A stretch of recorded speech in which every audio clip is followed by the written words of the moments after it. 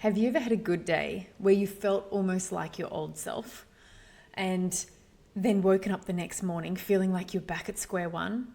And it's one of the most confusing and exhausting parts of this whole experience, because just when you think things might be shifting, might be improving, then the rug gets pulled out from underneath you again. And it's not just the bad days, it's not just that they're hard, it's not knowing when they're coming, or that if the unpredictability of your symptoms is one of the hardest things to live with, then this video is definitely for you.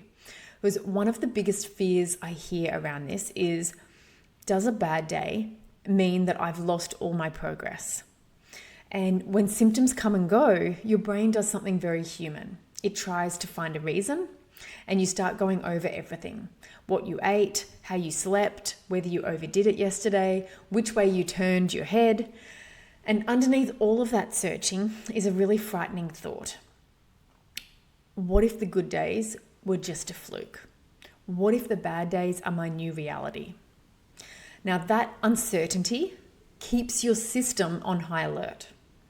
So constantly scanning for the next flare up, bracing for when things will fall apart again. But here's what I want to offer you today. The inconsistency itself is actually telling you something important. So let's make sense of why symptoms come and go. As we've been exploring throughout this series, your brain is always working from predictions. It uses everything it knows, your history, your current state, how rested you are, how stressed you are, to construct what you're likely to feel. And that means that your symptoms aren't fixed. They shift based on what your brain is expecting in any given moment. On a day when you feel safe, rested, and settled, your brain reaches for a steadier expectation. But on a day when you're tired, stressed, or in an unfamiliar environment, your brain reaches for a more cautious one. And that cautious prediction can show up as symptoms. There's obviously other things that can cause symptoms to fluctuate, but this is what we're focusing on in this video. So it's not because you've been re-injured, and it's not because you've lost ground, but because your brain is being careful. And this is why a bad day after a good day doesn't mean the good day was a fluke. Okay, it means that your brain is still working out which prediction to trust. So a really helpful way to think about this is the difference between weather and climate. A bad weather day doesn't mean the climate has permanently changed. If it rains on Tuesday, you don't assume summer is gone forever. It's just Tuesday's weather. And you don't overhaul your entire wardrobe or cancel all your plans for the rest of the year based on one rainy day. Now, your nervous system works in the same way. A harder day is weather, not climate. So it's a temporary shift in what your brain is predicting, not a verdict on where your recovery is heading. Now, here's an important thing to take from this. The fact that you have good days at all is not a coincidence. It's evidence.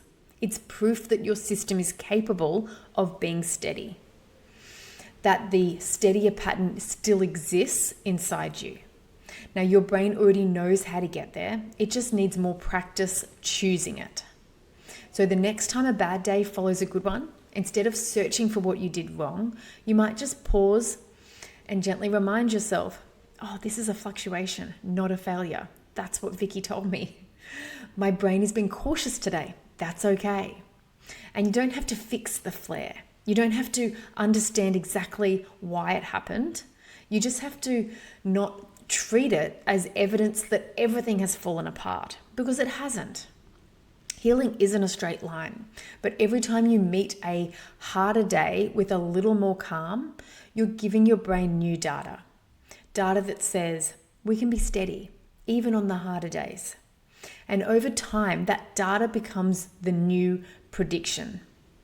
Now, if this resonates, there's free resources waiting for you at dizzyresolve.com. You can like, share, follow, subscribe, all the things to follow along. And if you've ever noticed that certain movements, or even just the thought of certain movements, seem to set everything off for you, then that's what I'm going to go through in the next video. So I will see you there.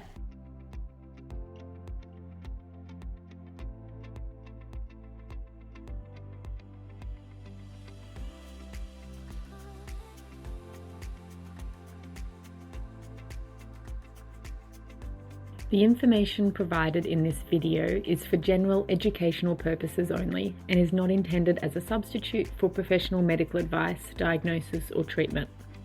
Always seek the guidance of your physician or other qualified health professional with any questions you may have regarding a medical condition or treatment, and never disregard professional medical advice or delay seeking it because of something you have seen or heard on Dizzy Resolve.